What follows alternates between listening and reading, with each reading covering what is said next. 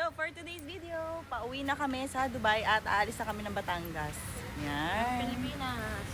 Aalis na kami sa Pilipinas. Yan. Maaga kaming aalis kasi para hindi kami mahasal sa daan at hindi rin kami mahasal sa pag-check-in. Yan. So, syempre, kasama na naman buong family sa pag-check-in. Magkita tayo sa Dubai. We're here. Dubai na kami. Just landed safely.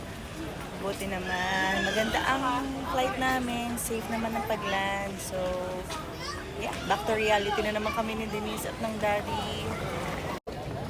So, kuha muna kami ng luggage. Nasa pala yung nakuha namin. Nandun si Daddy. Ganito karami yung tao. Grabe. Nagsabay-sabay yung mga flights. Time check. Magto-12 na sa Philippines. Pero ngayon, mag-8 pa lang sa Dubai. Right, Denise? So, yun na. Hello, Dubai. Actually, sobrang delay ng flight namin. Dapat talaga ang flight namin is 12:30. Tapos naging 1:30. Tapos naging 2:30. Kaya medyo late ang dating namin sa Dubai. Pero ang mahalaga naman doon, yung safe kami nakarating. Doesn't matter kung delay or may mga kung ano nang nangyari.